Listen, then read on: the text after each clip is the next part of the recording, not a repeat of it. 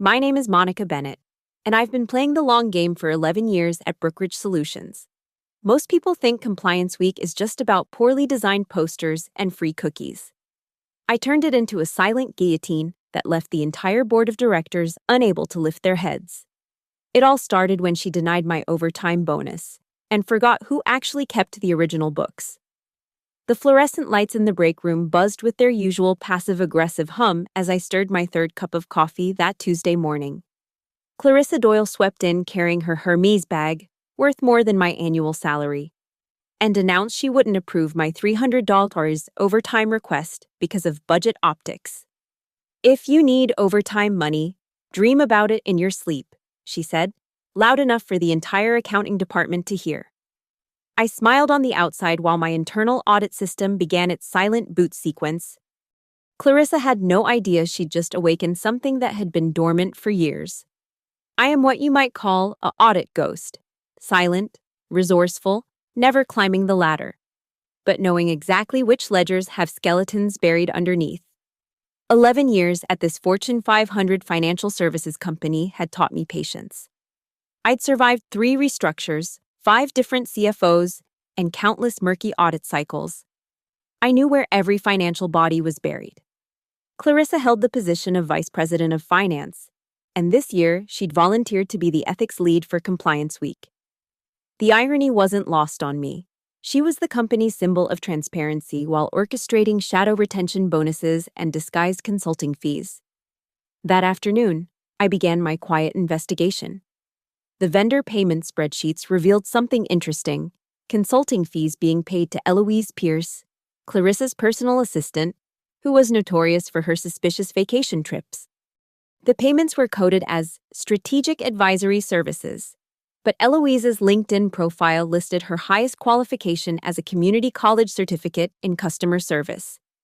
Dylan, a young analyst, complained about being written up for clocking in 5 minutes late.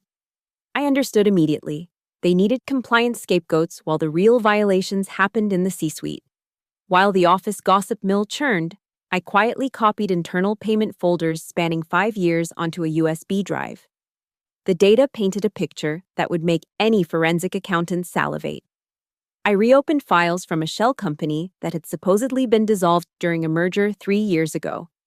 Cross-referencing the money flows revealed ghost vendors, offshore accounts, and invoices stacked on invoices, all leading back to a leadership cabal with Clarissa at the center.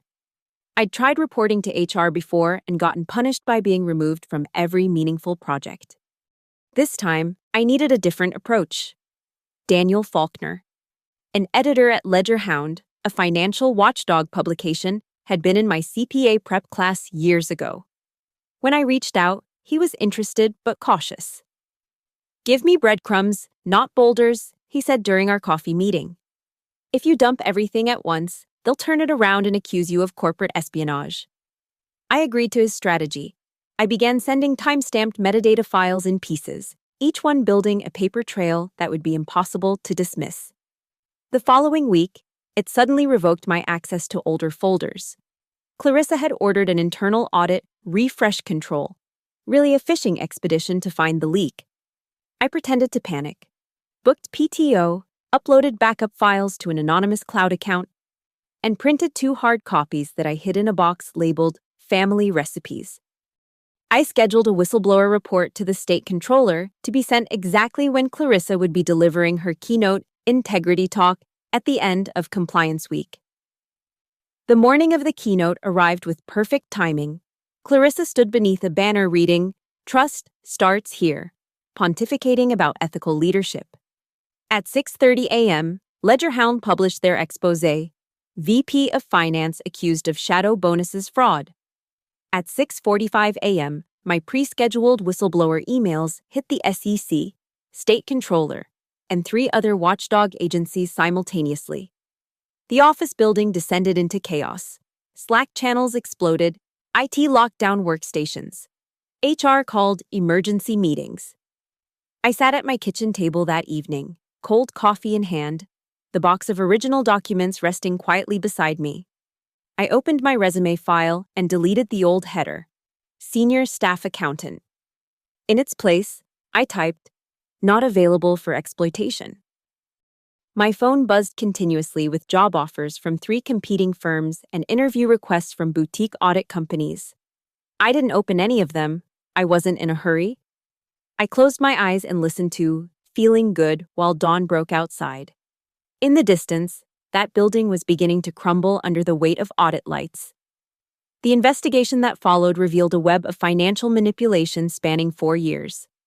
Clarissa had been funneling company funds through fake consulting contracts, inflated vendor payments, and ghost employee schemes. The retention bonuses she'd awarded herself and her inner circle totaled over $2.3 million. What made the case particularly damning was the timing. During Compliance Week, while preaching about integrity and transparency, Clarissa had been simultaneously approving fraudulent payments and denying legitimate employee expenses like my overtime request. The forensic audit uncovered her methodology. She'd create phantom consulting agreements with shell companies, then funnel the money back to personal accounts through a series of transfers designed to obscure the paper trail. The scheme was sophisticated enough to fool quarterly reviews, but not thorough enough to withstand the level of scrutiny my documentation provided. Eloise Pierce, the personal assistant, had been receiving $8,000 monthly payments disguised as strategic advisory services. Her bank records showed these payments coincided with expensive vacations and luxury purchases that far exceeded her official salary. The state controller's investigation expanded to include other department heads. They discovered that Clarissa's fraud was part of a larger pattern of executive compensation abuse that had been systematically hidden from the board and shareholders. Dylan, the young analyst who'd been written up for tardiness, was vindicated when investigators found that Clarissa had been using minor employee infractions to deflect attention from her financial crimes. Several other employees came forward with similar stories of being targeted for trivial violations, while major ethical breaches went unreported. The company's stock price dropped 15% in the week following the scandal's revelation. Brookridge Solutions faced multiple lawsuits from shareholders and regulatory penalties that would cost them tens of millions in fines and legal fees. Clarissa was terminated and faced federal charges for wire fraud, money laundering, and conspiracy. The case became a textbook example of how compliance programs can be weaponized by the very people they're meant to, police. The company instituted new oversight procedures, including anonymous reporting systems and independent audit committees. They also settled a class action lawsuit filed by employees who'd been denied legitimate compensation while executives were stealing company funds. My testimony became crucial evidence in the prosecution's case. The methodical way I documented the fraud, combined with the timing of my revelations during Compliance Week, created a narrative that prosecutors called the perfect storm of corporate accountability. The local business press picked up the story, and it became a cautionary tale about how financial crimes often hide in plain sight behind facades of corporate ethics programs. LedgerHound won a business journalism award for their investigative series based on my documentation. Other employees who'd been quietly documenting suspicious activities came forward with additional evidence. It turned out that Clarissa's behavior had been an open secret among many staff members, but the company culture had discouraged whistleblowing through subtle retaliation and fear. The investigation revealed that my denied overtime request was just one example of how Clarissa had been penny-pinching legitimate employee expenses while lavishly spending on fraudulent schemes. The contrast became a symbol of the case's broader themes about executive abuse of power. Federal prosecutors built their case around the Compliance Week timeline, arguing that Clarissa's actions during that period demonstrated a pattern of deliberate deception and contempt for the ethical standards she publicly championed. The forensic accounting firm brought in to investigate the full scope of the fraud found that my documentation had been remarkably accurate. They credited my methodical approach with providing the foundation for understanding the scheme's full complexity. Clarissa's defense attorneys attempted to portray her as a scapegoat for broader systemic problems at the company, but the evidence I'd gathered showed clear intent and personal benefit. The prosecution's case was strengthened by the fact that I'd followed proper channels initially and only resorted to external reporting after internal mechanisms failed. The company's new leadership implemented reforms based on lessons learned from the scandal. They created new positions for ethics officers with direct reporting lines to the board and established mandatory training programs for all managers on appropriate expense approval procedures. 6 months after the investigation concluded, I received a letter from the SEC's Office of the Whistleblower, informing me that I would be receiving a substantial award for my role in exposing the fraud. The amount was calculated based on the penalties recovered from the company and individuals involved. The award letter sat unopened on my kitchen counter for 3 days. When I finally read it, I felt a strange mixture of validation and exhaustion. The number was significant enough to change my life, but the real satisfaction came from knowing that justice had been served. Daniel Faulkner's editor at LedgerHound offered me a consulting position helping other whistleblowers document financial crimes. The work would involve training corporate employees on how to gather evidence safely and effectively when they suspected wrongdoing. I spent weeks considering the offer. The idea of helping other people in similar situations appealed to me, but I also recognized the emotional toll that fighting corporate fraud could exact. I'd watched too many whistleblowers become consumed by their crusades against corruption. The final hearing in Clarissa's criminal case took place on a gray Tuesday morning in federal court. I testified for 3 hours, walking the jury through the evidence I'd gathered and explaining how the fraud had been concealed. Clarissa sat at the defense table, no longer carrying her Hermes bag. Her previous confidence replaced by the hollow stare of someone whose carefully constructed facade had crumbled. The judge sentenced her to 4 years in federal prison and ordered her to pay $2.8 million in restitution. Her co-conspirators received lesser sentences in exchange for their cooperation with the investigation. Standing outside the courthouse afterward, I felt a sense of closure that had been building for months. The case was over, but the ripple effects would continue for years as companies adjusted their compliance programs and employees gained confidence in the whistleblower process. I decided to accept the consulting position with LedgerHound, but only on a part-time basis. I wanted to help other people navigate the complex process of exposing corporate fraud while maintaining my own financial independence through the SEC award. My first client was a procurement manager at a defense contractor who suspected kickback schemes in the purchasing department. Working with her reminded me why I'd started this journey, not for personal gain, but because someone had to hold powerful people accountable for their actions. The defense contractor case took 8 months to develop, but when it broke, it resulted in criminal charges against 5 executives and a $50 million settlement with the government. The procurement manager, like me, had been denied basic workplace benefits while her bosses enriched themselves through fraudulent contracts. These cases followed similar patterns. Powerful executives using their positions to steal from companies and shareholders while simultaneously denying legitimate compensation to the employees who actually created value. The psychological manipulation was often worse than the financial crimes. I developed a methodology for documenting corporate fraud that balanced thoroughness with personal safety. The key was building an irrefutable paper trail while avoiding detection until the evidence was secure and the whistleblower was protected. The work was emotionally demanding, but intellectually satisfying. Each case required understanding complex financial structures, corporate hierarchies, and regulatory frameworks.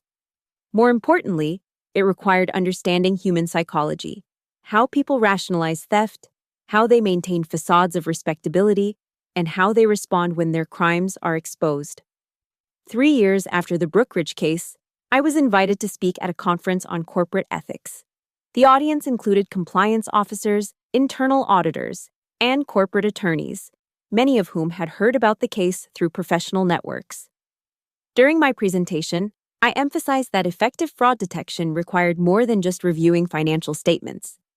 It demanded understanding the cultural factors that enable corruption and the personal dynamics that drive people to commit crimes. The question and answer session was particularly enlightening. Several audience members shared stories of suspected fraud in their own organizations, but they struggled with the decision to report it. They feared retaliation, worried about their careers, and questioned whether they had enough evidence to make accusations.